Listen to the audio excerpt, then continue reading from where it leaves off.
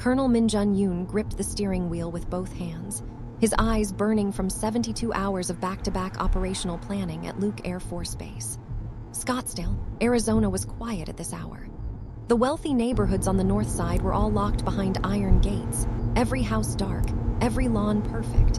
January in the desert meant cold nights, and most people had no idea. They pictured cactus and sun. They did not picture 39 degrees and a wind that cut through your jacket like it had something personal against you. Min-jun was driving the last stretch toward his property when his headlights caught something on the sidewalk that made him press the brake so hard his seatbelt locked. There was a woman on the bus bench.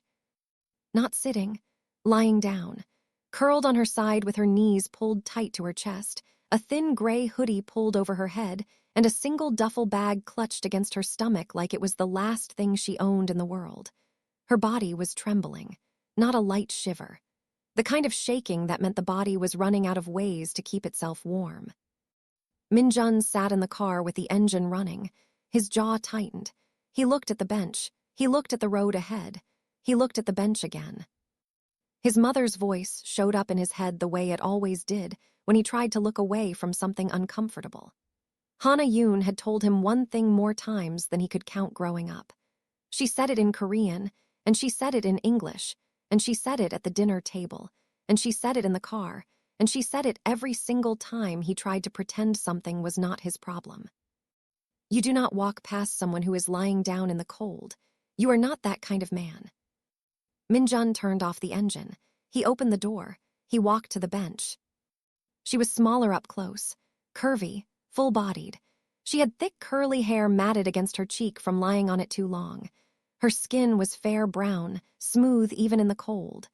She was black, mid-20s, and her sneakers had holes near the toes that she had tried to cover with duct tape. He crouched down and said, "Hey, can you hear me?" The woman opened her eyes. They were brown and wide and completely empty. Not scared, not angry, just hollow, like she had already made peace with whatever was going to happen next and she did not care anymore. She said, "I'm not bothering anyone, I'll move." Min-jun looked at the duffel bag. He looked at her cracked lips. He looked at her hands, red and stiff, curled into themselves like they had forgotten what warmth felt like. He said, "I'm not asking you to move. I'm asking if you want to come inside where it's warm." She stared at him like he had just spoken a language that did not exist. Her name was Elizabeth Monroe. She was 26 years old. She had not slept indoors in 11 days. Min-jun brought her to his house. It was a clean, quiet property behind a gate at the end of a residential road. 4 bedrooms, barely furnished, the home of a man who lived there but did not really live there. He gave her the guest room. He set a glass of water and a granola bar on the nightstand. He showed her where the towels were. He pointed at the lock on the inside of the bedroom door and said, "That works. You can lock it. You can leave whenever you want." Then he went to his own room, sat on the edge of his bed, and pressed both palms against his face. He was 34 years old, a decorated colonel in the United States Army. He had run operations across 3 continents. He had been married and divorced within 5 years. His ex-wife had taken the dog. He had not fought for custody of the dog, and that fact haunted him more than it should have. He did not know it yet. He could not have known it. But the woman sleeping down the hall with a granola bar on her nightstand and holes in her shoes was about to take apart every wall he had ever built around his heart and show him what was behind them. Now let me ask you something real quick. If you were driving home late at night and you saw someone lying in the cold like that, would you stop? Or would you keep driving? Tell me in the comments. And if you have not liked this video yet, go ahead and hit that button right now. Subscribe too, because this story is about to take turns you will not see coming. Do not say I did not warn you. Min-jun woke up at 5 in the morning out of habit. 15 years in the army had turned his body into an alarm clock that did not have a snooze button. He pulled on a white t-shirt and gray sweatpants and walked into the kitchen. Elizabeth was already there, fully dressed, duffel bag on her shoulder. She was standing at the counter writing something on a paper towel with a pen she had found in a drawer. She was going to leave before he woke up. She was going to write, "Thank you," and disappear like she had never been there. Min-jun leaned against the doorframe and said, You didn't eat the granola bar." Elizabeth turned around, startled. She looked caught. She said, "I ate half. I saved the other half for today." That sentence landed somewhere in Min-jun's chest that he was not ready for. He walked past her, opened the fridge, and pulled out a carton of eggs, some leftover rice, and a bottle of sesame oil. He started cooking without saying anything. Elizabeth stood there with the duffel bag still on her shoulder, watching him like she did not know what to do. He set a plate of egg-fried rice in front of her. He set a second plate across from it. He sat down and started eating. Elizabeth did not move for 10 seconds. Then she slowly put the duffel bag on the floor, sat down, and ate. She ate every single grain of rice on that plate. Min-jun told her he had to go to base, but she was welcome to stay. Shower. Eat whatever she wanted from the fridge. Rest. He set a house key on the counter and walked out the door without looking back. Elizabeth stood there, holding the key like she was trying to figure out if she was dreaming. At Luke Air Force Base, Min-jun was a different person. He was sharp, commanding, precise, and completely in control. He ran a large-scale joint training operation with the focus of a surgeon and the patience of a man who had learned that shouting was the weakest form of leadership. His fellow officers respected him. His subordinates trusted him. His second-in-command, Lieutenant Colonel Reyes, had once told a new recruit, "Colonel Yoon will never raise his voice at you." And that should scare you more than if he did. But behind the uniform and the discipline, Min-jun was empty. His marriage to Soo-yeon Park had lasted 5 years on paper and about 2 years in reality. She had wanted a partner. He had given her a schedule. She wanted vulnerability. He gave her logistics. When she left, she wrote him a letter that said, "I married a uniform. I never married a man." He kept the letter because he believed she was right. When he came home that evening, the house smelled different. Elizabeth had cooked. She had gone through his fridge and his pantry and found random ingredients that had no business going together, and she had turned them into a Korean fusion stir-fry with rice, eggs, sauteed vegetables, and a sauce that tasted like something a professional made. She was standing in the kitchen with her hands clasped in front of her, looking nervous. She said, "I used your kitchen. I'm sorry. I can pay you back when I get on my feet." Min-jun sat down and took the first bite, then the second, then the third. He ate every single thing on the plate. He had not had a home-cooked meal in 5 months. He had been living on base food and take-out containers that he ate standing over the kitchen sink. He said, "Where did you learn to cook like this?"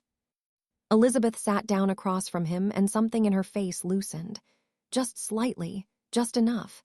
She said, "I was a pastry chef at a restaurant in Beverly Hills." She said was like the word tasted bitter. Over the next few days, the story came out in pieces, not because Min-jun asked. He did not push. It came out because Elizabeth needed to say it, and he was the first person in a long time who actually listened. She had worked at a high-end restaurant in Beverly Hills, California. She was good, really good. She had an apartment with her long-term boyfriend, a man named Grant Hollister, who she had been with for 3 years. They shared everything. An apartment, a bank account, a life that felt stable until it wasn't. Grant cleaned out their joint savings, $41,000. Gone. He vanished overnight. Left her name on a lease she could not afford alone. She got evicted within 2 months. She lost her job because she could not keep showing up in the same clothes, exhausted, smelling like she had not slept in a real bed. She had no family to call. Her mother passed when she was 19. Her father had left before she was old enough to remember his face. A friend from culinary school who lived in Arizona said Elizabeth could crash with her. Elizabeth spent her last money on a Greyhound bus ticket. When she arrived, the friend's phone was disconnected. The address was an empty apartment. Elizabeth sat on that bus bench and did not get up for 2 days. That night, after she told him everything, Min-jun washed the dishes while Elizabeth dried them. They worked in silence. It was comfortable, like they had done this 100 times.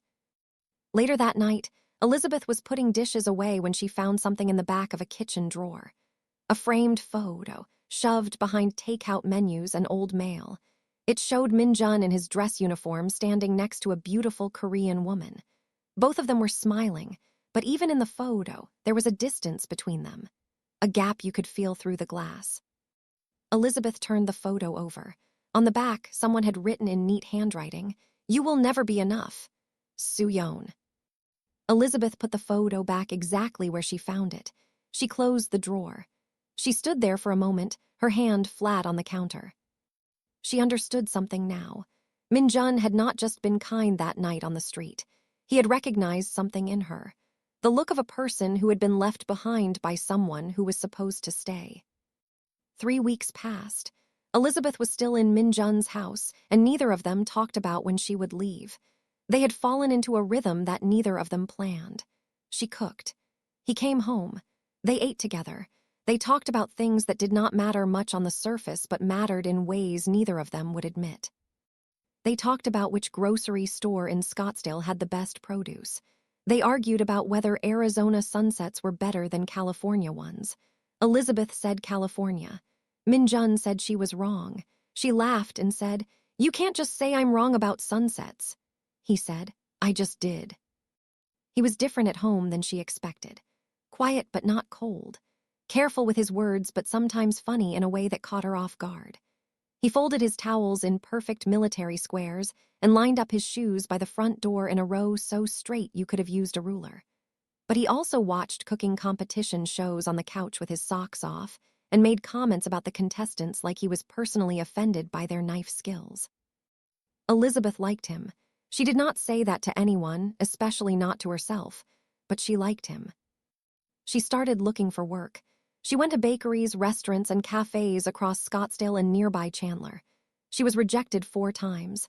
No recent references. No stable address history. No car. Each rejection dug into her confidence like a blade, but she did not let Min-jun see it. When he came home, she smiled. She asked about his day. She kept cooking. What she did not know was that Min-jun could see it anyway. He could see it in the way her shoulders were a little lower each evening. The way her laughter was a little shorter. He noticed because noticing people was literally what he was trained to do. But he did not say anything because he did not know how to say it without overstepping. At base, things were different too. Ray's noticed that Min-jun was leaving on time. For the first time in years, the colonel was not staying until midnight. He was not sleeping in his office. He was going home. Ray said, "You got a reason to go home now, sir." Min-jun gave him a look that could freeze a lake solid. He said nothing. Ray's grinned and let it go. One afternoon while Min-jun was at work, Elizabeth was cleaning the hallway and accidentally knocked a box off the top shelf of the closet. Papers spilled everywhere. She knelt down to pick them up and saw legal documents, divorce papers. The name Soo-yeon Park, filed by her, not by him. There was a handwritten letter tucked inside the papers. Elizabeth knew she should not read it. She read it anyway. It said, "I married a uniform. I never married a man. There is nothing inside you, Min-jun. I waited 5 years for you to let me in, and I am done waiting." Elizabeth put everything back on the shelf exactly how she found it.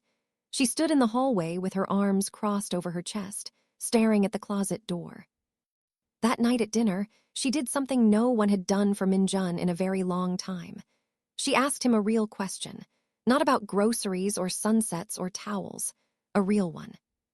She said, "Do you ever feel like the person you are at work and the person you are here are 2 completely different people, and you don't know which one is real?" Min-jun put down his fork. He looked at her across the table. The silence lasted long enough for her to wonder if she had gone too far. Then he said, "Every day." It was the most honest thing he had said to another person in years. The moment was interrupted by Elizabeth's phone ringing. She looked at the screen and her face changed. She stood up, said, "Excuse me," and walked outside to take the call. When she came back 2 minutes later, her expression was tight. Her hands were shaking slightly, but she hid them under the table. Min-jun said, "Everything okay?" Elizabeth said, "Yeah, it was nothing." It was not nothing. Min-jun knew it. Elizabeth knew he knew it, but neither of them pushed. That night, Min-jun could not sleep. He went downstairs for water and heard Elizabeth's voice coming from the guest room. She was on the phone, speaking in a whisper. He did not stop to listen. He was not that kind of man. But as he passed the door, he caught 3 words. "Please stop calling." Someone was looking for Elizabeth, and whoever it was, she was afraid of them. Before we continue with this stories, I need you to do something for me. I pour my heart into these movies, and it genuinely hurts when people watch without subscribing. Please, just take 1 second and subscribe. It's free, and it means the world to me. Also, drop a comment telling me which city you are watching from. I want to know where all my amazing viewers are located. Thank you. Elizabeth started acting different after that night. She flinched every time her phone buzzed. She checked the locks on the doors twice before bed. She stopped going on her morning walks around the neighborhood. She stayed inside with the curtains drawn. Min-jun saw all of this. He did not push. He waited. He was trained to wait. But the waiting was starting to feel like its own kind of failure. On a Saturday morning, there was a knock at the front door that Min-jun did not expect. He opened it and found his mother standing on the porch holding 3 containers of banchan and wearing a smile that meant she was about to be in everyone's business. Hana Yoon was 61 years old, lived in a beautiful condo in Paradise Valley, and had the warmth of the sun combined with the stubbornness of a woman who had raised 2 children alone after her husband passed away 8 years ago. She walked into the house without waiting to be invited, set the containers on the kitchen counter, and then stopped. She had noticed the women's shoes by the front door. Hana's eyes went wide. She looked at Min-jun. Then she walked into the kitchen and found Elizabeth standing at the counter making banana bread, wearing an apron she had bought from a thrift store, with flour on her hands and a startled expression on her face. Hana stared at Elizabeth. Elizabeth stared at Hana. There was a beat of silence that lasted approximately forever. Then Hana said, "You are the one cooking the food my son has been texting me about." Elizabeth blinked. She said, "He texts you about my food." Hana smiled so wide you could have seen it from across the street. Min-jun, standing behind his mother in the doorway, looked like he wanted the floor to open up and swallow him whole. Hana stayed for 4 hours. She and Elizabeth cooked together. Hana taught her how to make proper japchae, correcting her technique 3 times with the patience of a woman who believed food was love and love required precision. Elizabeth taught Hana her grandmother's sweet potato pie recipe, the one she had memorized at age 12 and never written down. They talked like they had known each other for years, about food, about life, about the way the world treats women who start over. Hana told Elizabeth that she came to America from Busan with $200, 1 suitcase, and a husband who spoke English worse than she did. She said, "Everything I have now I built with my hands. You will do the same." Before she left, Hana pulled Min-jun aside and said in Korean, "This one has a good heart. Do not mess this up." Min-jun said, "She's just staying here temporarily, Mom." Hana said, "That is what your father said about me when I moved into his apartment in 1986. We were married for 31 years. She patted his cheek and left. The warmth of that day did not last. That night at 10 o'clock, there was a loud knock on the front door. Not a polite knock, the kind that rattled the frame. Min-jun opened it and found a man standing on his porch. White, mid-30s, athletic build. Expensive jacket, wrinkled like he had been sleeping in his car. Bloodshot eyes, jaw tight with something between anger and desperation. The man said, "I know she's in there. I tracked her phone." This was Grant Hollister. Before Min-jun could respond, Grant pushed past him and walked into the house. He started shouting Elizabeth's name. He said she owed him. He said she was supposed to keep her mouth shut. He said things that made it very clear he had not come here to apologize. Elizabeth appeared at the top of the stairs. The color drained from her face. Now the full truth came out. Grant had not just stolen her savings. He had used Elizabeth's identity. He opened credit cards in her name. He took out loans using her social security number. He racked up over $80,000 in debt under her name. When Elizabeth found out and told him she was going to the police, he disappeared. He left her with the debt, the destroyed credit, and no way to prove she had not done it herself. Now he was back. He was in trouble with his own creditors. He needed Elizabeth to stay quiet about all of it. Elizabeth came down the stairs slowly. Her hands were shaking, but her chin was up. She looked at Min-jun, and something in his face steadied her. He was standing between her and Grant, and his body language said everything his mouth had not. Min-jun looked at Grant. He did not raise his voice. He did not clench his fists. He spoke quietly, and the quiet was worse than any shout. He said, "You are in my house. You were not invited. You have 3 seconds to walk back through that door, or I will escort you out in a way that will require medical attention." Grant looked at Min-jun, really looked at him. He saw a man with the posture of someone who had spent 15 years being trained to handle threats far more dangerous than a desperate con artist in a wrinkled jacket. Grant's mouth opened, then closed. He took a step back, then another. He left, but at his car, he turned and pointed at Elizabeth through the open doorway. He said, "This is not over." Min-jun closed the door, locked it, turned around. Elizabeth was crying. It was the first time he had ever seen her cry. She covered her face with her hands and her shoulders shook, and the sounds she made were quiet and broken, and full of months of fear she had been carrying alone. She told him everything, all of it, every detail, the stolen identity, the fraudulent accounts, the threatening phone calls, the reason she ran across the country to a friend who turned out to not be there. When she finished, she said, "I'm sorry, I should have told you. I understand if you want me to leave." Min-jun sat down across from her. He leaned forward and rested his elbows on his knees. He said, "We are going to fix this, all of it, but I need you to trust me. Can you do that?" Elizabeth looked at him through her tears. She searched his face for something, a crack, a hesitation, a sign that he did not mean it. She did not find one. She nodded. What she did not know was that Min-jun was already running a plan in his head. And Grant Hollister's life was about to become very, very uncomfortable. Min-jun moved the way he always moved when something needed to be handled. With precision, with structure, and without wasting a single step. The next morning, he called his college roommate from West Point. Terrence Adler was one of the sharpest attorneys in Scottsdale, specializing in financial crimes and identity fraud. He was the kind of lawyer who wore sneakers with his suits and still won every case. Min-jun had not called in a personal favor in years.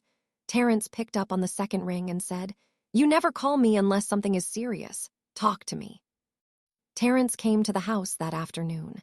He sat with Elizabeth at the kitchen table for 3 hours and took detailed notes on every fraudulent account, every threatening message, every date and dollar amount she could remember.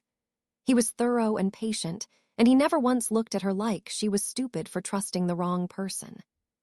When they were done, Terrence closed his notebook and said something Elizabeth had never expected to hear from anyone.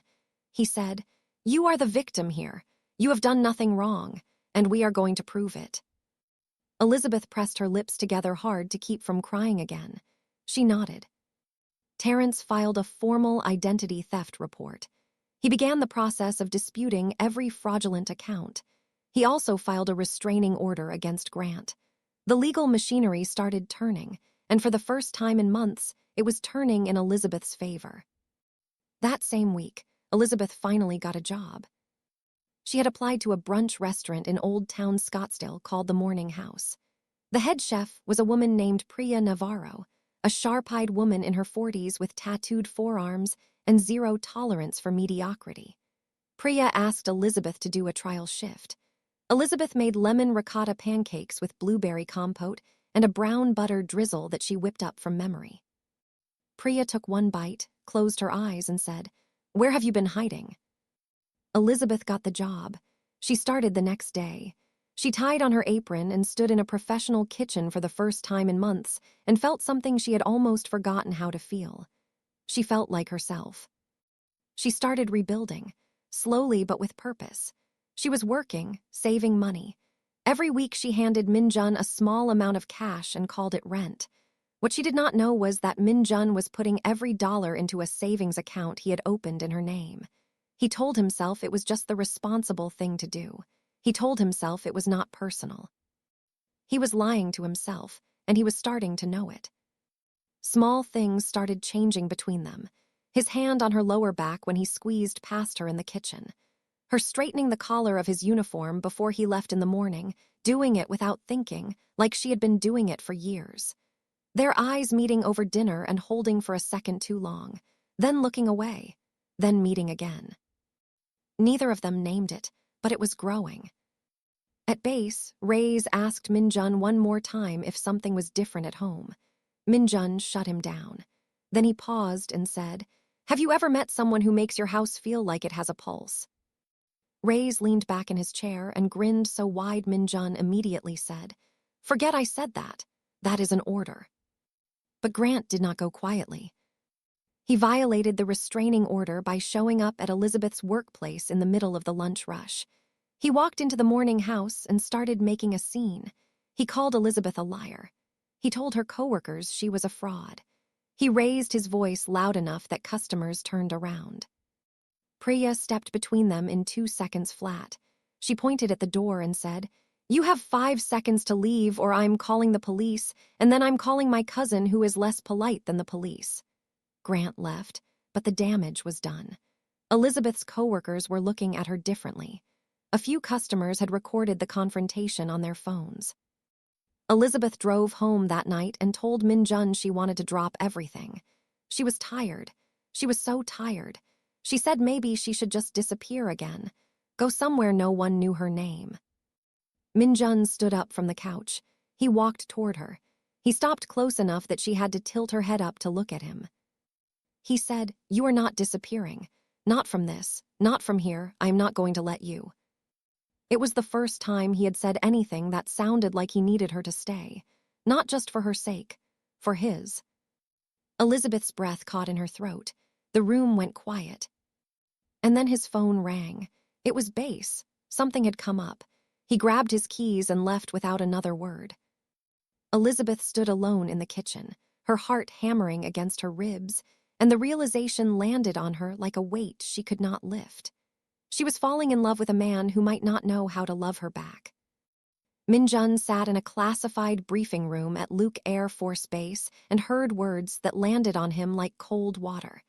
His unit was being considered for a deployment rotation. 8 months overseas, maybe more. The timeline was uncertain, but the possibility was real. He sat there surrounded by officers discussing logistics and troop readiness and forward operating plans. And for the first time in his career, his mind split in two. Half of him was in that room doing the job he had done for 15 years. The other half was in a kitchen in Scottsdale, standing too close to a woman with flour on her cheek and a laugh that sounded like a song you forgot you knew. He did not tell Elizabeth about the deployment possibility. He told himself he did not want to worry her, but the truth was simpler and harder. He did not know what to call what she was to him. A guest, a friend, something else.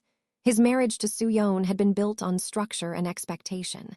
What he felt for Elizabeth did not fit any framework he had.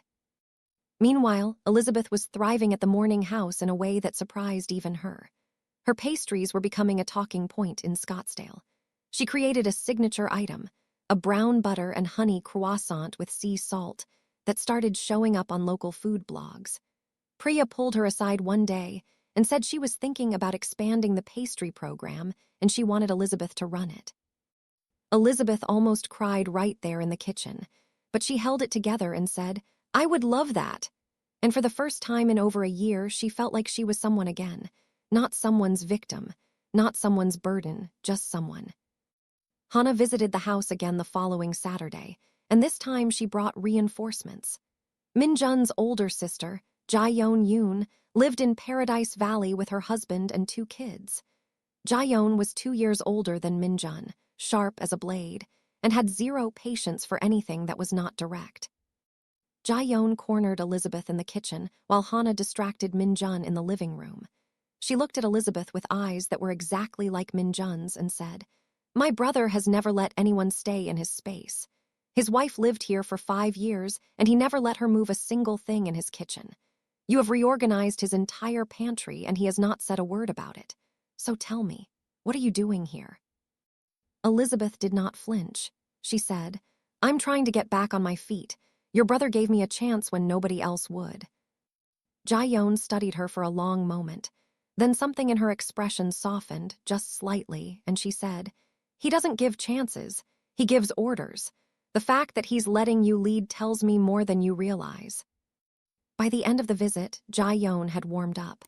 But before she left, she pulled Min-jun into the hallway and said, "If you feel something, say it. Don't do what you did with Soo-yeon. Don't hide behind duty and silence until there's nothing left. You will lose her." Min-jun said, "Jae-yoon." She said, "Don't Jae-yoon me. I watched you lose one woman because you couldn't open your mouth. Don't make me watch it again." She left. Min-jun stood in the hallway and stared at the wall. The legal case against Grant moved forward. Terrence was relentless. He filed criminal charges. Detectives recovered digital evidence, emails, IP addresses, account records, that proved everything Grant had done. Grant was arrested and held in Maricopa County Jail on charges of identity theft, financial fraud, and violation of the restraining order. Elizabeth got a call from the detective who told her the case was strong. She would likely be cleared of all fraudulent debt. She hung up the phone. She sat on the floor of the guest room, and she cried, not from sadness, not from fear, from the unbearable, overwhelming relief of being believed. That night, Min-jun came home late. He was quiet. Elizabeth could feel something heavy on him. She asked what was wrong. He deflected. She asked again. He deflected again.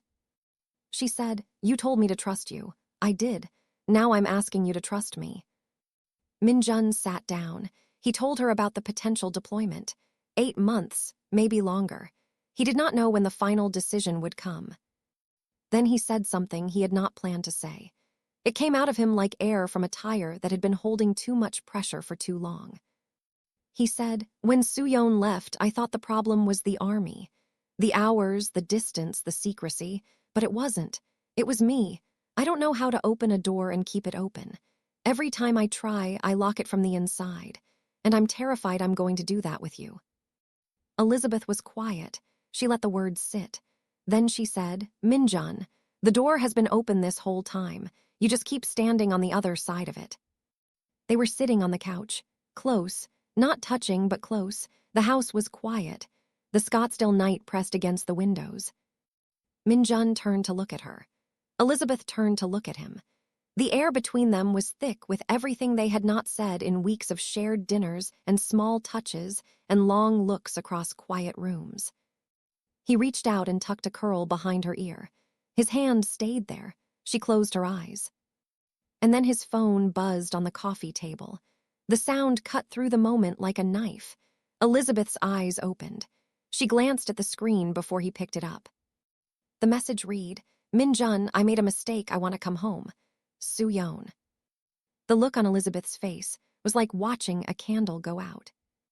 Please do well to subscribe if you haven't done so, like the video, comment where you're watching from as well. Thank you. Elizabeth stood up from the couch. She said good night in a voice that was steady and polite and completely shut down. She walked to the guest room and closed the door. Min-jun stared at the text message on his phone. He did not reply. He sat in the dark living room for 2 hours. The next few days were tense in a way that made the house feel smaller. Elizabeth was polite but distant. She stopped cooking dinner for 2. She ate at work. She came home late and went straight to her room. The rhythm they had built over weeks crumbled overnight. Min-jun felt the shift like a change in atmospheric pressure before a storm. He knew what was wrong. He just did not know how to fix it without having a conversation he was not sure he was ready for. Soo-yeon called 3 days later. Min-jun answered because he was a man who finished conversations instead of avoiding them, even when he wanted to. Soo-yeon was living in San Jose, California. She had left Min-jun for a tech executive who had promised her everything Min-jun could not: attention, presence, priority. That relationship had fallen apart in under a year. Now Soo-yeon was alone in a city that did not feel like home, rewriting their marriage in her head, telling herself it had not been that bad. She said she wanted to try again. She said she had been too hasty. She said she understood him better now. Min-jun listened. He listened carefully, the way he listened to everything. And for the first time since the divorce, he did not feel the old pull. The guilt. the familiar weight of believing he had failed and owed her another chance. He felt nothing for Soo-yeon, and he realized it was because every emotional nerve in his body was already reaching toward someone else. He said, "I hope you find what you're looking for, Soo-yeon, but it's not here. It's not me, not anymore." He hung up. But Elizabeth did not know about that conversation. She was pulling away because she was doing what she had always done, protecting herself. She had been the second choice before. She had been the one people left. She told herself, "You were always temporary here. Don't forget that." Elizabeth started looking at apartments quietly. She found a small studio in Tempe she could almost afford with her bakery income. She submitted the application online at 2 in the morning while sitting on the guest room bed. At base, Min-jun got his answer. His unit would not deploy. The rotation had been reassigned to another division. When the announcement came, Min-jun felt a wave of relief so strong it almost knocked him backward in his chair. And that relief told him everything he needed to know. It was not about the army. It was about going home. It was about her. Hana called him that evening. She said, "Jaeyeon told me the girl is pulling away. What did you do?" Min-jun said, "Nothing." Hana said, "Exactly. That is the problem. You did nothing. Your father was the same way. He loved me with his whole chest, but he could not say it out loud until he was dying in a hospital bed. Do not wait until you are dying, Min-jun. Say it now." He came home that night and found Elizabeth packing her duffel bag. The same bag she had been clutching on that bench 2 months ago. She told him she had found an apartment in Tempe. She thanked him for everything. She said she would never forget what he did for her. Her voice was calm and practiced like she had rehearsed this speech in her head 20 times. Min-jun said, "Why are you leaving?" Elizabeth zipped the duffel bag. She said, "Because I was never supposed to stay." Min-jun said, "Says who?" Elizabeth looked at him. Her eyes were full, but she was holding on. She said, "I saw the text, Min-jun, from Soo-yeon. I know she wants you back, and you deserve to have that chance without me being in the way." Min-jun walked across the room. He took the duffel bag out of her hands and set it on the floor. He looked at her, and he did not look away. He said, "I told Soo-yeon no. I told her no because she asked me for 5 years to let her in and I couldn't do it. And you walked into my house with nothing. A granola bar and a locked door. That's all I gave you. And somehow you got past every wall I had without even trying. I don't know how you did it. I don't understand it. But I'm not going to stand here and watch you pack a bag and walk out of my life because you think you're not enough. You are the only person who has ever been enough." Elizabeth stared at him. Tears ran down her cheeks, but she did not wipe them. She said, "You can't just say something like that." He said, "I just did." She stepped toward him. He stepped toward her. And for the first time, they closed the distance. He kissed her, slow, careful at first, and then not careful at all. Like a man who had been holding his breath for years and finally let it go. She kissed him back with her hands on his chest and her tears on both their faces and the kind of relief that comes when you stop running from the thing that could save you. When they pulled apart, Elizabeth whispered, "What happens now?" Min-jun pressed his forehead against hers and said, "We figure it out, together." But life was never that simple. The next morning, Elizabeth got a call from Terrence. Grant had made bail. A family member had posted the bond, and he was not heading back to California. He was heading to Scottsdale. Min-jun shifted into operational mode within minutes of hearing the news. He called the police to report a potential restraining order violation. He reinforced the security at his property. He installed camera systems at every entry point.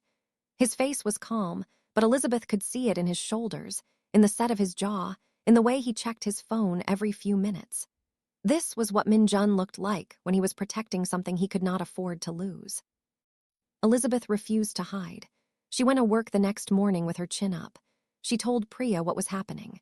Priya, who had her own complicated history with a controlling ex-boyfriend, put her hand on Elizabeth's shoulder and said, "You keep showing up.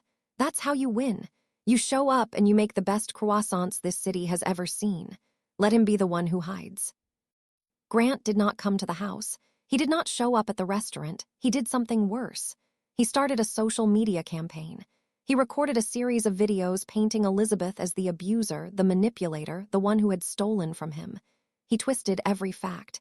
He made himself the victim. He cried on camera. He used hashtags. The videos started circulating. Some of Elizabeth's new coworkers saw the videos. A local food blogger who had been writing a feature about Elizabeth's pastries at the Morning House pulled the article without explanation.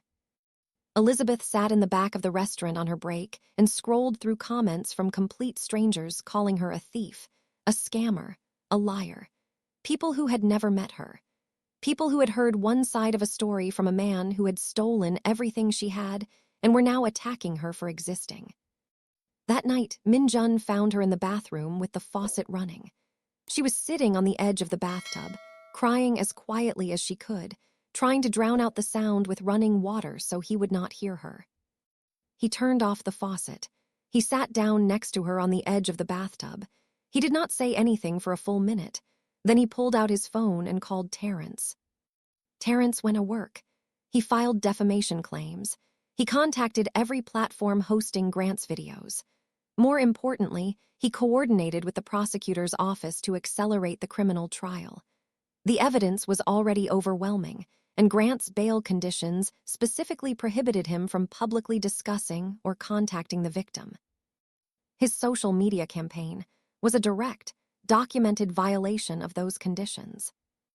Grant was arrested for the second time in 6 weeks. This time, the judge looked at the pattern. The restraining order violation at Elizabeth's workplace, the showing up at Min-jun's home, the online harassment campaign. The judge revoked bail and ordered Grant held until trial. Elizabeth got the call while she was pulling a tray of croissants from the oven. She set the tray down. She walked into the walk-in cooler. She sat on a crate of flour and breathed, really breathed, for the first time in what felt like months. That evening, Min-jun pulled up outside the Morning House at the end of Elizabeth's shift.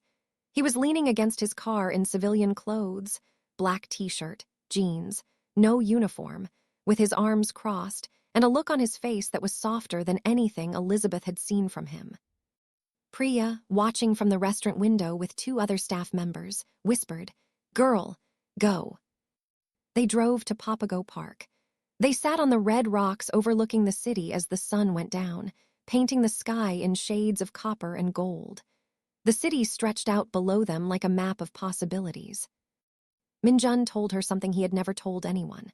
When he was 23 years old, a brand new officer fresh out of West Point, he froze during a training exercise. Not a real combat situation, a drill, but he froze completely. His body locked. His mind went blank. His commanding officer pulled him aside afterward and said, "Fear is not the problem, Lieutenant. Silence is. Fear you can fight. Silence will eat you alive." Min-jun looked at the sunset and said, "I've been silent my whole life, with Soo-yeon, with my family, with myself. I kept everything locked inside because I thought that's what strength looked like, and all it did was empty me out." He turned to Elizabeth. "You're the first person I don't want to be silent with." Elizabeth put her head on his shoulder. They watched the last of the light disappear behind the mountains. They did not need to say anything else for a while. 2 weeks later, everything changed again, but this time in a way Elizabeth never expected. Priya called her into the office at the Morning House and turned her laptop around. On the screen was a feature article from Eater Phoenix, one of the biggest food publications in the state. The headline read, "The brown butter croissant taking Scottsdale by storm and the brilliant pastry chef behind it." Elizabeth's name was in the article, her photo, her story, the parts she had chosen to share with the journalist about resilience, reinvention, starting over from nothing. The article called her croissant one of the 10 best pastries in the Phoenix metro area. Elizabeth stared at the screen so long that Priya had to say her name twice. Priya said, "They want a follow-up interview, and 3 bakeries in the area have already reached out to discuss partnerships." Elizabeth stepped outside and called Min-jun. When he picked up, her voice was shaking, but not from sadness, not from fear, from something she had not felt in so long she almost did not recognize it. She said, "I think my life is starting." Min-jun was quiet for a beat. Then he said, "It started the night you let me bring you inside." 6 months later, the morning light hit the patio of a small bakery on a tree-lined street in Old Town Scottsdale. The sign above the door was hand-painted in warm gold letters. It read, Monroe's, Pastry and Good Mornings. Elizabeth's Bakery, her name, her dream, open for business. She had done it without a cosigner, without a handout, without anyone else's name on the paperwork. Terrence had cleared every fraudulent mark from her credit. Her score had climbed back up over the months. She qualified for a small business loan on her own. She combined it with the savings she had earned at the morning house, and the savings account she discovered Min-jun had been secretly filling with every dollar of rent she had ever handed him. When she found out about the account, she stared at him across the kitchen table for 15 seconds without blinking. He said, "It was the responsible thing to do." She said, "You are unbelievable." He said, "Is that a compliment or a complaint?" She said, "I haven't decided yet." Then she kissed him so hard he almost knocked his chair over. Opening day at Monroe's was everything Elizabeth never let herself imagine during those 11 days on the bus bench. The line went out the door and down the sidewalk by 9 in the morning. The menu was a fusion of Southern comfort baking and French technique: sweet potato croissants, peach cobbler danishes, bourbon pecan tarts, buttermilk biscuits with honey lavender butter, and the item that started it all, her brown butter and honey croissant with sea salt. Priya was there, standing behind the counter during the first hour because she insisted on helping. She sampled everything and told each customer, "I discovered her just so we're clear." Elizabeth laughed and said, "You're not wrong." Hannah arrived wearing a beautiful outfit with Korean-inspired details and immediately took control of the sample station near the entrance. She handed out tiny pieces of croissant to every person who walked through the door and told each one, "My future daughter-in-law made this." Min-jun, standing 3 feet away in a fitted Henley with his arms crossed, said, "Mom, we have talked about this." Hannah waved her hand at him like he was a fly and kept handing out samples. Jae-yeon came with her husband and her 2 kids. She found Elizabeth behind the counter, pulled her into a hug that was tighter than Elizabeth expected, and said, "6 months ago I asked you what you were doing in my brother's house. Now I know. You were getting ready for this." Lieutenant Colonel Reyes showed up in civilian clothes with his wife and ordered 4 croissants and 2 danishes. He looked around the bakery, looked at Min-jun standing in the corner watching Elizabeth with an expression that could only be described as completely gone, and said to his wife, "I've never seen the colonel smile that much. I didn't know his face could do that." Grant Hollister's trial had ended 2 months earlier. He was found guilty on all counts of identity theft, financial fraud, harassment, and bail violation. He received 4 years in federal prison and was ordered to pay full restitution. Elizabeth did not attend the sentencing. She was busy finalizing the bakery menu. When Terrence called to tell her the verdict, she said, "Good," and went back to perfecting her Danish dough. She told Min-jun later, "He took enough of my time." He doesn't get any more of it. Min-jun had been offered a promotion and a reassignment to a senior advisory position at Fort Huachuca, still in Arizona. He accepted. No deployment. When his commanding officer asked if the Arizona preference was personal, Min-jun said something he never would have said a year ago. He said, "Yes, sir. I want to build a life outside these walls, too." The evening after opening day, the bakery was closed and the last customers were gone. The staff had cleaned up and headed home. Elizabeth was alone, wiping down the marble countertop with a cloth, her apron dusted with flour and powdered sugar, her hair pulled up in a messy bun. She was exhausted in the best possible way. Min-jun came in through the back door. He was holding a small box wrapped in brown paper. He said, "I have something for you." Elizabeth dried her hands and opened the box. Inside was a framed photograph. It was a picture of the bus bench where he had found her, taken recently. The bench looked ordinary in the daylight, just a metal seat at an empty bus stop on a quiet street. Underneath the photo, Min-jun had written in his sharp, neat handwriting, "This is where my life changed. M." Elizabeth pressed her hand over her mouth. She looked at the photo. She looked at him, her eyes filled. She said, "You kept driving past that bench." He said, "Every single day, because I never want to forget that I almost drove past you. and I didn't. She set the frame down on the counter. She walked over to him and wrapped her arms around his neck. He pulled her close. They stood in the middle of her bakery, surrounded by the smell of butter and bread and new beginnings, holding each other like two people who understood exactly how rare it was to find someone who stayed. Later, they sat on the patio outside the bakery. The Scottsdale night was warm, stars over the desert, the faint sound of the city settling in for the evening. Elizabeth leaned against Min-jun with her head on his shoulder. He had his arm around her. She was still wearing her flour-dusted apron. He was in his off-duty clothes. They looked like two ordinary people sitting outside a small bakery, and that was exactly what they were. Two ordinary people who had found each other in the most extraordinary way. Elizabeth said, "You know, you never asked me why I was on that bench that night." Min-jun was quiet for a moment. Then he said, "I didn't need to know why you were there. I just needed you to not be there anymore." Elizabeth laughed. That big, full, uncontrollable laugh that filled up a room and made it feel alive. The laugh that made Min-jun's house feel like it had a pulse. The laugh that made a decorated military officer forget how to breathe the first time he heard it. Min-jun Yoon spent his entire career protecting things. Bases, missions, operations, plans. He led with discipline and silence and the kind of control that left no room for anything soft.